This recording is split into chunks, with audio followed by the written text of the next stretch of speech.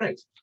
So it's my great pleasure this evening to welcome Professor Rohan Maitzen, who is going to talk to us about Shades of Grey or Glaring Colours, Trollope, Dickens and the Novel of Social Critique. Rohan teaches at the Department of English at Dalhousie University in Halifax, Nova Scotia, and her scholarly work focuses on Victorian literature, especially the novels of George Eliot, and she's published reviews and essays in a range of venues, including the Times Literary Supplement, Los Angeles Review of Books, and Tin House.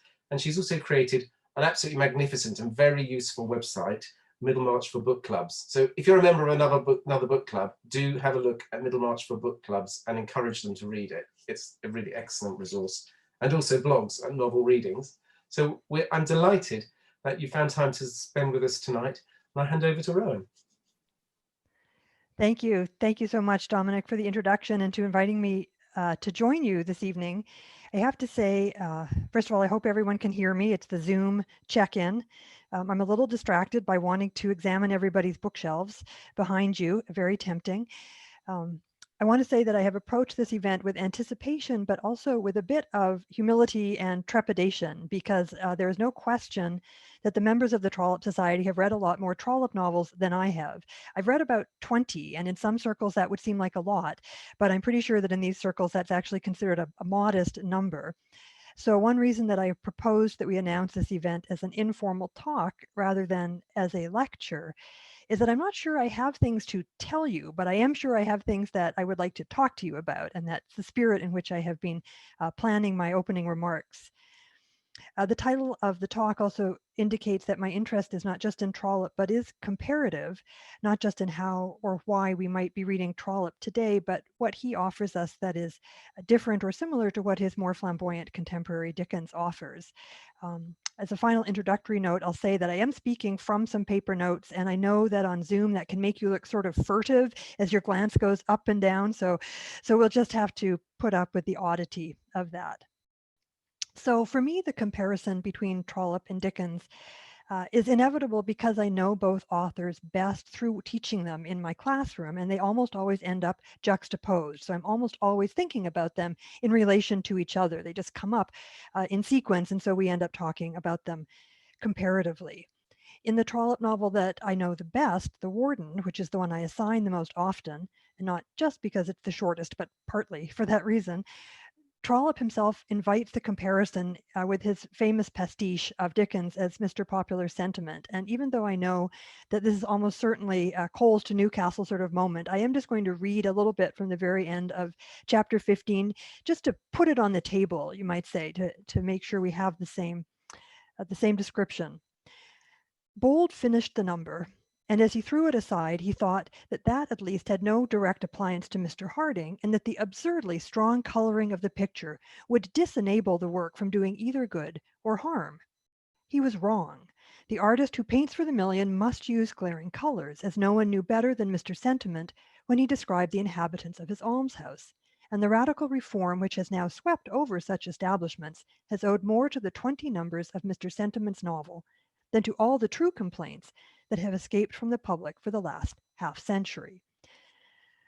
So it kind of just puts it all on the table for us. Like any artist who is trying to clear space for his own work, Trollope starts here by basically putting Dickens in his place. And many readers, including many in my own classes, have the same initial response to Dickens's absurdly strong coloring. They can find what come across as his excesses of words, his excesses of kind of expostulation, of sentiment. It causes a kind of recoil. There's something really insistent or in your face about Dickens that just isn't for everybody.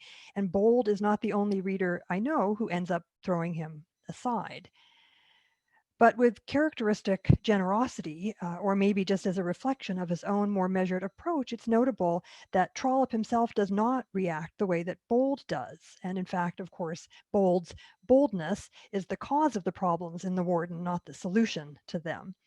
So Trollope's own narrator actually concludes that radical reform does require that more extreme art, an art that is different from his own. So that's really the starting point for the other remarks that I have this evening. One point I want to make at the outset, and it's kind of obvious, but sometimes I do find it's really useful to state the obvious so that we don't disregard it. So one point to start with is that it's clear that for Trollope, radical reform is a legitimate artistic goal. That is, he's not criticizing Dickens for using his fiction to bring about social change. He just takes it for granted that this is something that an artist might choose to do, and he's interested in what method might be most effective. And I think this is worth commenting on because there is a certain squeamishness in some circles today about literature that overtly attempts to engage us socially or politically. And I think we all probably know that quite a lot of what we might call elite or prestige or literary novelists, especially sometimes seem to think that the only good political fiction, if there is any, is at most extremely indirect, that any political demands or commentary should be implicit, not explicit. And this seems particularly pertinent, for instance, when just a couple of weeks ago, Martin Amis observed in an interview that he doesn't read any of the Booker Prize nominees or winners because he says you don't feel a literary push behind the prize. It's politics, he says. It's socio-political considerations rather than literary ones like the Nobel. So setting aside those specific criticisms of the Booker and the perhaps surprising suggestion that the Nobel Prize is awarded without regard to socio-political considerations, which strikes me as unlikely. What strikes me is just how easily he assumes that you can distinguish a literary push from socio-political considerations, and obviously that he would prefer to do that. He would like to see those things separated. So it's still a very current discussion. In contrast to that attitude that the literary and the political are separate, I think all of us as readers of the 19th century novel know that at that time, the social function of fiction was generally accepted. Much of my own academic research has been on 19th century theories of the novel, and the idea that, as Trollope emphasizes in his own essay on novel reading, that fiction aims to both delight and instruct, is nearly universal across the mid-century. It's just taken for granted that there are two things that the novel can and should do. Now, often the instruction that our Victorian novelists have in mind is moral, but of course morality leads very quickly to politics. And the general understanding that literature participates in society, it's not separate from it, is really ubiquitous in Victorian commentary on the novel. And it's also really obvious from Victorian novels themselves. We just have to think of the popularity of the Condition of England novel, as we now call it. Novelists like Dickens and like Elizabeth Gaskell, and also like George Eliot, whose ideas about political and social reform really saturate not just her most political novel, Felix Holt, called The Radical, a useful term then in this context, but also Middlemarch, which is often considered, rightly, I would say, the greatest Victorian novel. So it's only really much later that commentary on the novel starts to try to abstract it from society and clearly, if sometimes I think disingenuously, to insist that it is aesthetically separate. The idea of what you might call fiction for fiction's sake instead of for society's sake. Now, there has been quite a bit of critical pushback on say, Amis's remarks. So there are certainly writers and readers and critics today who strongly embrace a social role for fiction. So I'm interested in the fact that this debate, this discussion persists. And I also think it might send us back to Victorian fiction with some questions about how we engage with it today, given that it is overtly usually engaged socially. To go to another recent example, John Banville was just quoted a few days ago, sniffing at Dickens's cloying sentimentality, his words, and criticizing George Eliot's didacticism. So there's a sense, again, that the Victorian novel doesn't fit well into some people's ideals of what fiction really should be like. And that comes back to that distinction between what's supposed to be literary and what's supposed to be political or social or, again, didactic, a very weighted word. So as I said, Trollope himself clearly takes the potential of fiction to be a reformist form for granted. Dickens was certainly very explicit about it. Writing to a friend about hard times, and I like this quotation just because it's so straightforward, he said, "To interest and affect the general mind on behalf of anything that is clearly wrong, to stimulate and rouse the public soul to a compassionate or indignant feeling that it must not be, this I believe to be one of fiction's highest uses, and this is the use to which I try to turn it." And it is impossible to read a novel like Hard Times or like Bleak House without being caught up in his effort to enlist us as well in that desire for these bad things not to be. I mean, it does all this work in order to get us also to be outraged and indignant. But it's those excesses of his style, the ones that he uses to try to enlist the public on behalf of his causes, that turn some people off, but which Trollope himself says are the effective way to get the job done. So this might raise some questions for us about whether the contemporary preference for what I think of as reticent fiction is maybe inhibiting our idea of what fiction is for or what fiction can do. So I'm going to use this to bring us back around to the idea of Trollope's more muted palette, which I rather coyly called his shades of gray. I don't know if there are 50 of them.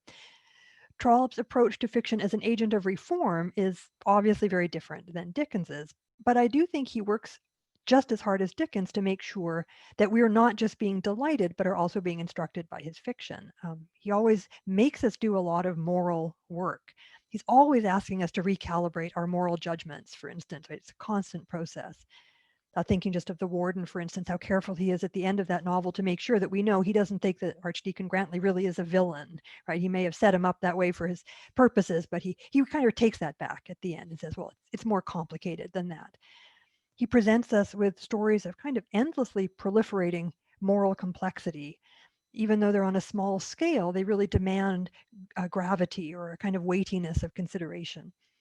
He's always showing us people trying to figure out how to do the right thing or trying to figure out what the right thing might be in the circumstances. And they are usually trying to figure that out based on their experience or their place in what today we might call systems, but he might have called institutions, the government, the church, for instance.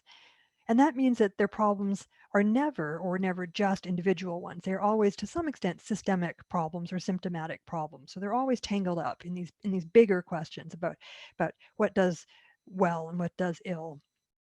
He rarely rises to a Dickensian level of rhetorical or fictional strategies.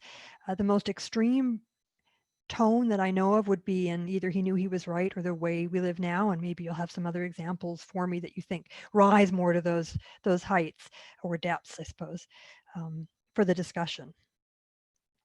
So it's possible that there is some evidence that he was right that this small scale or this muted palette did limit his work as a kind of contribution to reform. Since the first lockdowns began earlier this year, and in fact, Dominic and I were just talking about this before we began tonight, I've heard from quite a lot of people who say that during the pandemic, they have turned to reading Trollope. They describe him as perfect pandemic reading, which is obviously a good thing. The more people who read Trollope, the better, absolutely, for sure. Still, I find this trend thought-provoking because almost always the implication is that they find him perfect pandemic reading because he offers them an escape or a shelter from the stresses of the current moment. So a friend of mine who just read all of the Barsetshire novels for the first time emailed me to say, I love the lack of suspense, right? They're going to a kind of safe or comfortable place, and it's a kind of retreat. And there is a lovely level-headedness to the books, a kind of geniality, a kind of amiability about them. The crises are mostly small, the villains are mostly petty, the consequences are rarely devastating, although sometimes they are irreparable, which I find interesting. The ending of Bleak House offers us many more grounds for optimism than the ending of The Warden, even though the tone of The Warden overall is much calmer. Trollope gives us maybe less catastrophe, but also less euphoria. So I don't want to deprecate the value of comfort reading. And again, the more people who read Trollope, the better. And he is a kind of refuge in that way. But I wonder if we're doing him a bit of an injustice if that's how we approach him. If reading him in that way means that we have let him become, or we prefer him to become, apolitical in the way that for some readers today, it's kind of anathema to acknowledge the potential radicalism of Jane Austen's fiction, the kind of preference for a sort of elegant, pretty National Trust version of these writers that doesn't challenge us politically. I don't know for sure, and this is where your expertise comes in, if we are missing or respecting the impulse that we think is at the heart of Trollope's fiction, if we read him for escape, if we approach him as a kind of shelter. What might we be missing?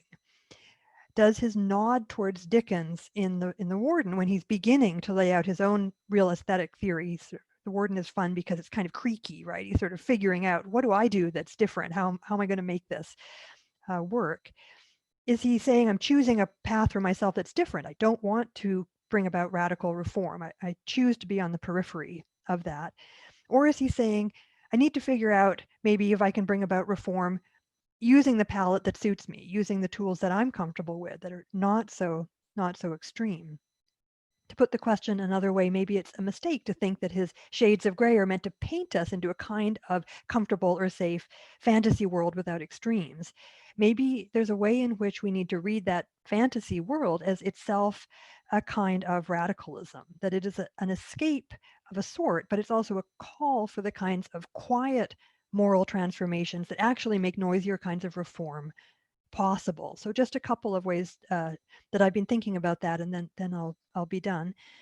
In Felix Holt, for instance, George Eliot really emphasizes that voting isn't going to fix anything if the people who vote aren't fixed, right? So it really is a call for what she thinks of as a genuinely radical change. Radical meaning going to the root of things. She wants to change education and she wants to change character, and that will end up changing politics. So you don't start with politics. You don't start with, for instance, the vote necessarily, because how you use it is going to depend on who you are. So it's an internal radicalism, an internal reform that she emphasizes as being most necessary in many ways.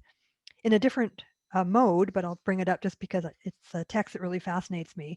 And I think with a similar purpose, in her radical epic Aurora Leigh, Elizabeth Barrett Browning makes the case that until we see the material world as a manifestation of the spiritual world, we won't really accomplish reform. But once we recognize on her terms that the world around us is a manifestation of spiritual worlds, then we won't be able to tolerate injustice or inequity. That is, we will seek to make the material world reflect that internal vision that we now have. So in both cases, radical reform means going to the root of things inside individual people, not radically disrupting the political world. That will follow on that change. So I don't want to turn this discussion into one that is about contemporary politics particularly. But there is no doubt that a lot of people today, as always, vote in ways that suggest that they don't know much or care much about people who are not much like them, and they maybe aren't weighing the moral consequences of their actions or choices with the kind of nuance or precision that Trollope, for instance, is trying to train his readers to do, to try to really see how things are connected and how your small choices represent larger values and affect not just yourself, but your community. He's always focusing our attention on how challenging it is to choose between good and evil, but how meticulous we need to be. And his small scale really lets him practice that with us in a way that Dickens's extremes sometimes don't. We get caught up in the moment and carried along by the narrator, and we have to do a little bit less work ourselves there. So maybe the radical reform that we most need is internal, and maybe that's what makes Trollope perfect pandemic reading. That is, not because he takes us away from our present problems, or not because that's all he does, but because if we read him well, including politically, we will return from the shelter that he gives us, we will return changed. That is, he encourages us to be different kinds of people, and that's what's really potentially radical.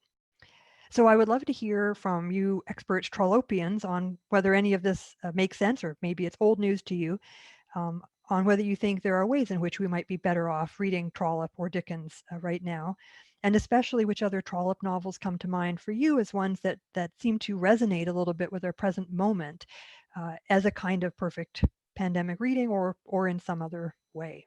So I think now I mute myself and let Dominic handle the chat for a bit. Yes. Rohan, thank you so much. That was absolutely fascinating. I don't think we're all on mute, but I'm going to leave you around. I'm sure everyone would join me. That was really very interesting. There's so much there. And I really loved the way it's sort of